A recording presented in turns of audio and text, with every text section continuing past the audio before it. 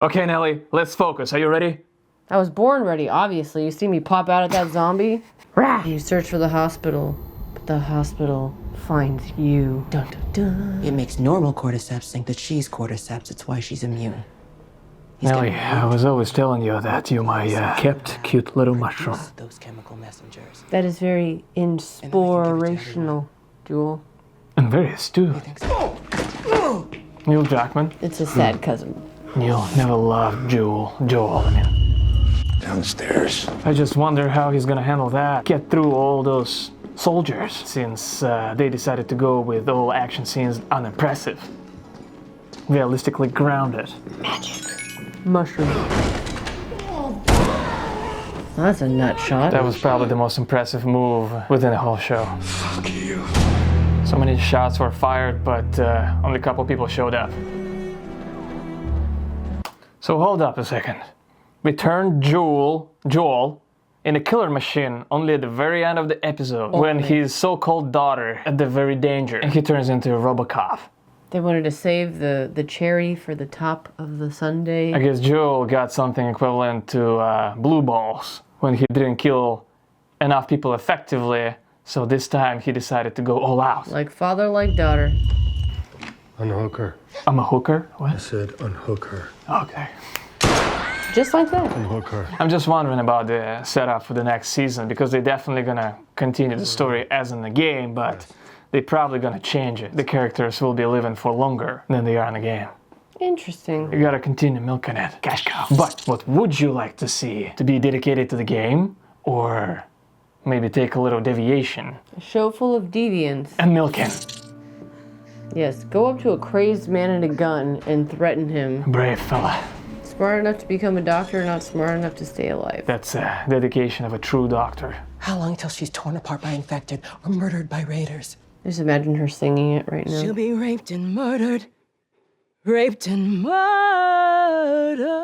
It's not for you to decide. 35. You just did a Joe Biden thing. What? Snip my hair. But you're my spouse, and I have permission. That is the most un-Biden-y thing I could have done. You're not too deep in a character. I am your so-called father, so that would be creepy. Kids love the smell of their parents. It's very comforting. Take it slow. The drugs are still wearing off. Ellie, you're such a teenager, experimenting with drugs already. It was doctor prescribed. You think you can trust that doctor? Are people hurt? Joel, he killed pretty much everybody in that hospital in cold blood. And Marlene is trying to reason with that man? Yes. That was just another proof that fireflies actually were true saviors of this world. At least they tried. But very illogical. But Maybe. with such ideals like nobody else. But ideals also need street smarts and logic. 1 foot on the ground. Another body down. Good. She just said good. There's still good in her. You see? You've just come after her. He's not wrong. He kind of said it in that robotic voice. Did you hear that? Just come after her. You just come after her. Yeah. She said it just like a true John Wick. Yeah. I want to say girly, and I'm not saying that you're not girly. I'm not. It's not a bad thing. Swear to me that everything you said about the fireflies is true. I swear. Okay. Bing, bing, bing, bing, bing. How did you like the episode? That's kind of cool they had Troy Baker and Ashley Johnson like in back-to-back episodes. I was really glad that they showed how Marlene ended up taking care of her, how Ellie was basically immune, but it's still kind of crazy that only one cordyceps grew with her. How did it not multiply? I mean, I have so many questions now. Microdose of some sort. Eventually when Ellie grows, the cordyceps grows, but not with the power that full set of cordyceps probably would. So have you experienced the same emotion when you watched this episode to the You end? can't really compare gameplay and the investment that you get from hours and hours of hearing just the little jokes, the dialogue, playing as them, experiencing all these different emotions with them, versus the show where if they wanted to get into all the nitty-gritty, they'd literally have to take a lot more time. The episode itself was pretty amazing. It felt rushed out at some point, but only because the game already claimed my soul a long time ago, and it's sometimes difficult for me to get myself out of it. Emotionally,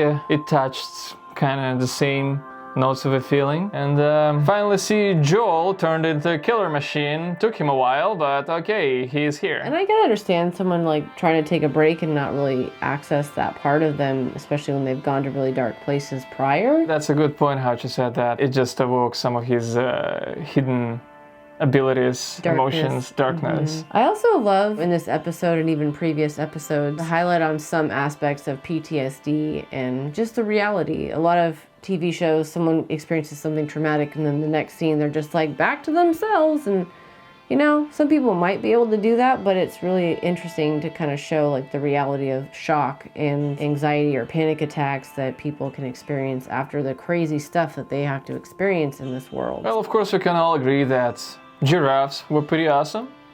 I want to feed a giraffe like that. Although its tongue looks like it can just wrap around like pull you down to your death. Check out exactly what this channel does. We have the satire part 1, Last of Us, and the second part is also out. And that's a wrap!